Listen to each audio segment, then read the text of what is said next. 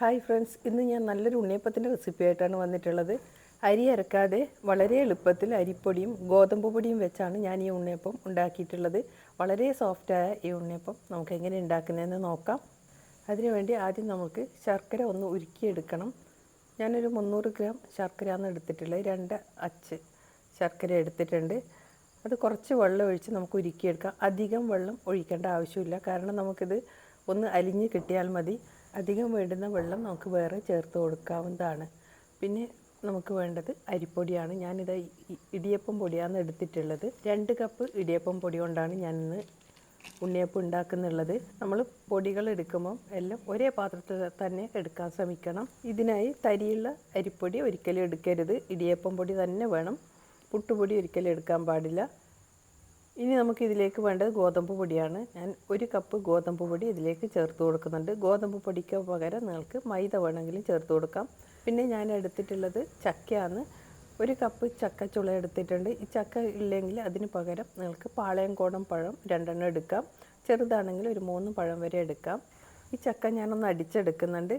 ഇത് അധികം മയമില്ലാത്ത ചക്ക ആയതുകൊണ്ട് തന്നെ നന്നായി അടിഞ്ഞ് കിട്ടുന്നില്ല. അതിലേക്ക് ഞാനൊരു 1/4 കപ്പ് വെള്ളം കൂടി ചേർത്ത് കൊടുക്കുന്നുണ്ട്. നന്നായി അരിയുന്ന ചക്കയാണെങ്കിൽ പിന്നെ വെള്ളം ചേർക്കേണ്ട ആവശ്യമില്ല. ഇപ്പോൾ ഇതാ ഞാൻ ചക്ക നല്ല സോഫ്റ്റായി തന്നെ അരച്ചെടുത്തിട്ടുണ്ട്. ഇനി നമ്മൾക്ക് ഈ അരിപ്പൊടിയിലേക്ക് ചേർത്ത് കൊടുക്കാം. ഈ അരിപ്പൊടിയിലേക്ക് ഞാൻ 1/4 ടീസ്പൂൺ ഉപ്പ് കൂടി ചേർത്ത് കൊടുത്തിരുന്നു. ഇനി ഇതിലേക്ക് ചൂടോടുകൂടി തന്നെ ആ ശർക്കരപ്പാനി ഒന്ന് അരിച്ചൊഴിക്കുക. ഈ സമയത്ത് നമുക്ക് കുറച്ച് വെള്ളം ചൂടാകാൻ വെക്കണം. ഇനി ആവശ്യമുള്ളത്ര വെള്ളം ചേർക്കണം. അത് ചൂടുവെള്ളം തന്നെ ചേർത്ത് കൊടുക്കണം. അപ്പോൾ ഇത് ഒന്ന് നമുക്ക് മിക്സ് ചെയ്തതിന് ശേഷം മിക്സിയിൽ ഒന്ന് അടിച്ചെടുക്കണം. ആ അടിച്ചെടുക്കുന്ന സമയത്ത് ബാക്കിയുള്ള വെള്ളം കൂടി നമുക്ക് ചേർത്ത് കൊടുക്കാം.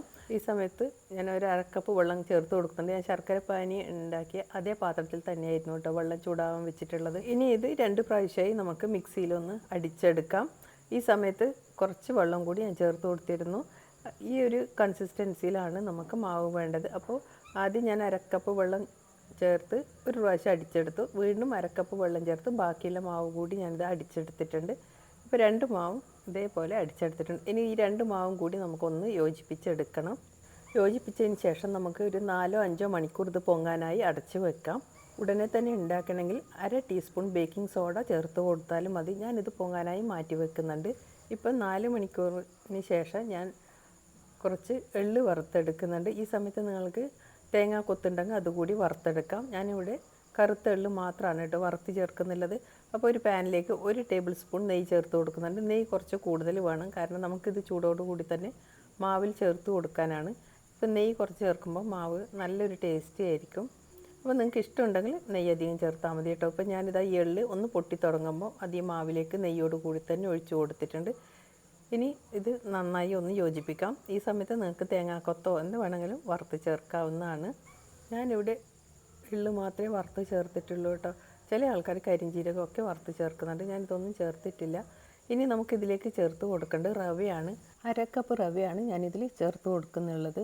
ഈ അളവുകളെല്ലാം കൃത്യമായി തന്നെ നിങ്ങൾ എടുക്കാൻ ശ്രമിക്കണം. അപ്പോൾ നമുക്ക് വളരെ സോഫ്റ്റായ അപ്പം തന്നെ ഉണ്ടാക്കിയെടുക്കാൻ പറ്റും.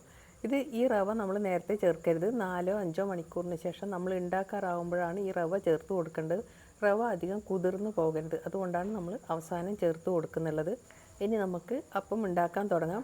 ആദ്യം ഓരോ കുഴിയിൽ കുറച്ച് നെയ്യ് വീതം ചേർത്ത് കൊടുക്കണം.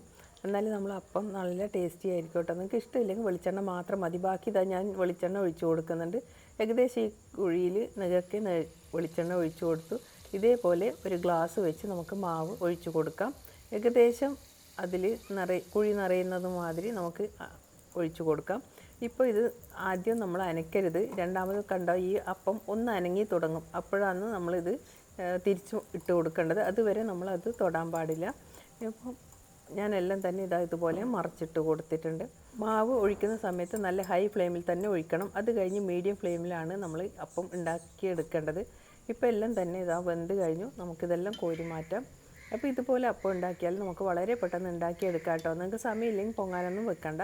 ഇല്ലെങ്കിൽ നമ്മൾ ഇത് ഒരു 5 മണിക്കൂറെങ്കിലും പൊങ്ങാൻ വെച്ചാൽ വളരെ സോഫ്റ്റായ അപ്പം ഉണ്ടാക്കിയെടുക്കാം. അപ്പോൾ എല്ലാവർക്കും എൻ്റെ വീഡിയോ ഇഷ്ടമായെങ്കിൽ ഒന്ന് ലൈക്ക് ചെയ്യാനും സപ്പോർട്ട് ചെയ്യാനും മറക്കല്ലേ. Thank you for watching.